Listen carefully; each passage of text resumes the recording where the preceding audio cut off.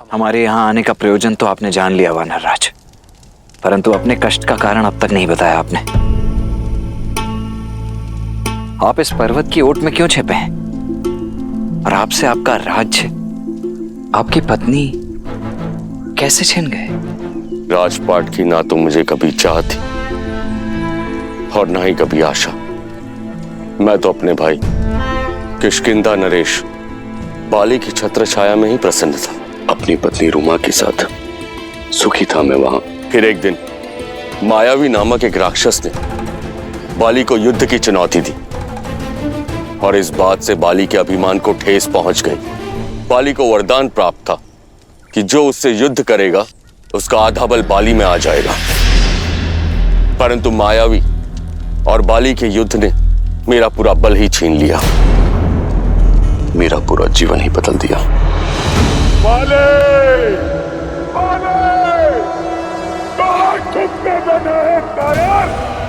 लड़ मुझसे, युद्ध कर! आज तेरा बल धराशायी होगा। बाहर निकल!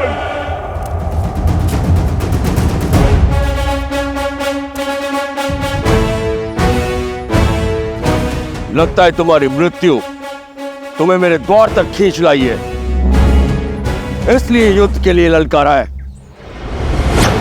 भागता कहां है कायर? रुक!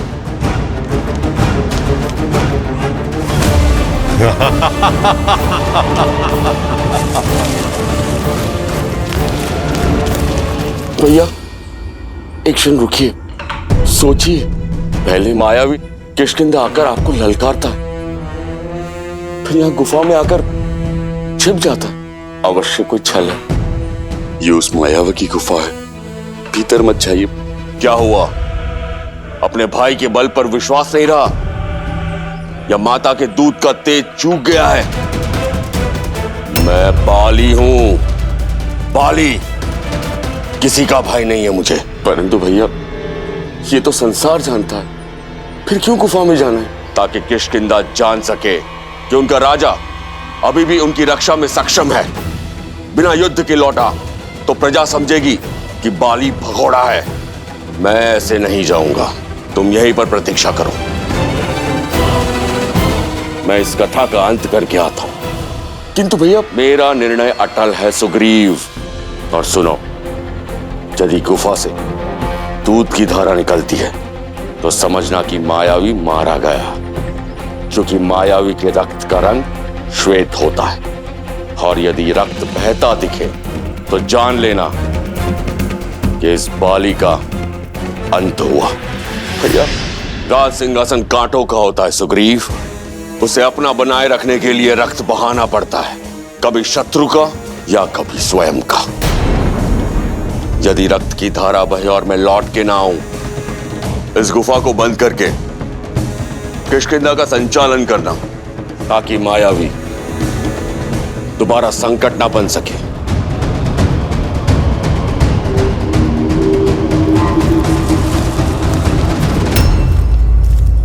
प्रहार से दिन बीते, दिन सप्ताह में बदले और सप्ताह महीनों में। मैं मन में आस लिए 1 वर्ष गुफा के बाहर बैठा रहा मैं, किंतु ना तो मायावी बाहर आया और ना ही बाली। फिर एक दिन रक्त की धारा बाहर आई।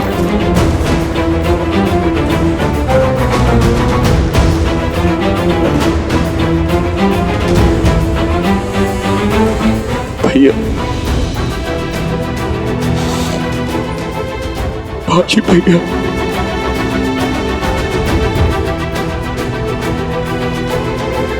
भैया!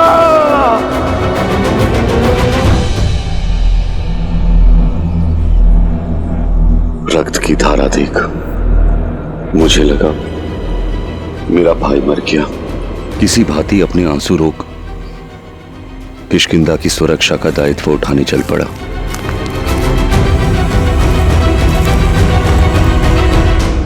मायावी के प्रकोप से राज्य को बचाने के लिए मैंने एक चट्टान से गुफा का मुख बंद कर दिया। और ये दुखद समाचार बाली की पत्नी तारा और पुत्र अंगद को सुनाने चल पड़ा।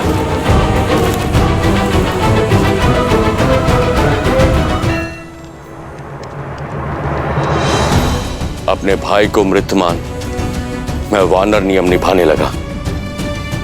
उसका राज्य किष्किंधा, उसकी पत्नी तारा और पुत्र अंगद को सहस्त्र अपना लिया।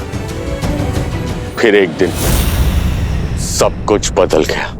बाली गुफा से बाहर निकल आया। वो रक्त की धारा बाली की नहीं, वो मायावी की माया थी। बाली मुझे ही नहीं समझा।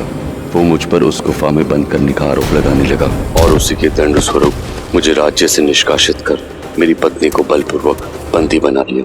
आज से तुम मेरी पत्नी हो।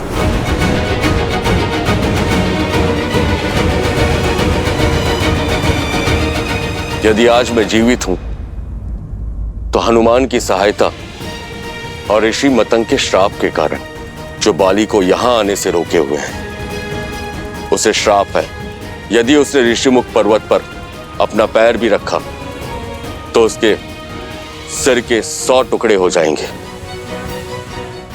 किंतु जीवित रहने का एक दंश भी है। मुझे अपनी पत्नी का वियोग, उसकी पीड़ा के आभास के साथ ही जीना है। आपके भाई ने जो आपके और आपके पत्नी के साथ किया, उसके लिए उसका केवल एक ही दंड है, मृत्यु।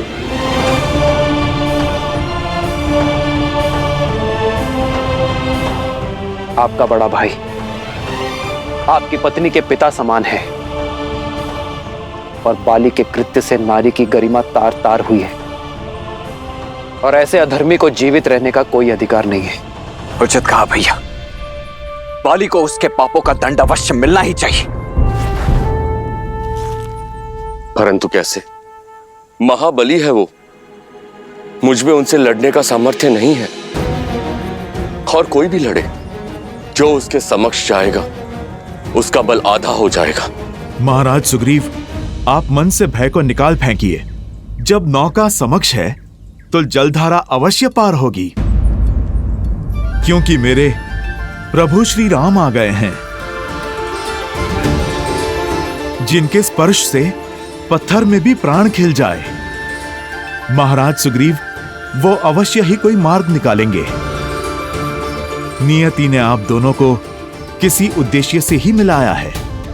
यदि आप प्रभु श्री राम से संधि कर लें तो आप में बल भी आ जाएगा और सामर्थ्य भी। हनुमान, संधि के अपने कुछ नियम होते हैं। वो या तो दो राज्यों के बीच होता है या दो राजाओं के बीच होती है, किंतु यहाँ ना राम के पास कोई राज्य है, ना ही तुम्हारे पास। तो ये संधि किस आधार पर होगी? स्वामी, आपने सुना अंगद क्या सूचना लेकर आया है?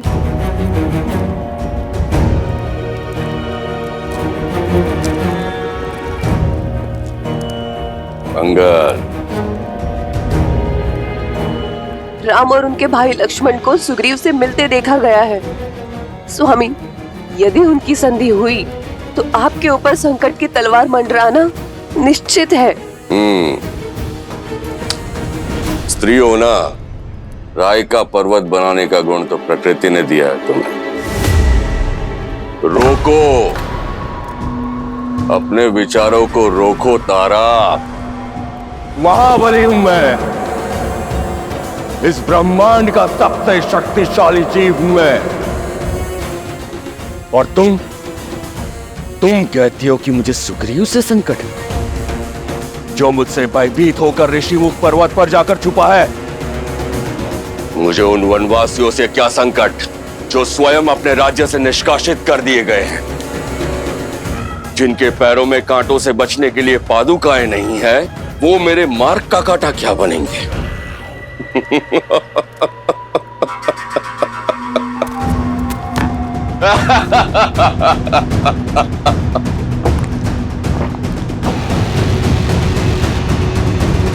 जो स्वयं परास्त है वो मुझे क्या हराएंगे। संधि राजाओं में होती है, राज्यों में होती है, भिक्षुकों में नहीं।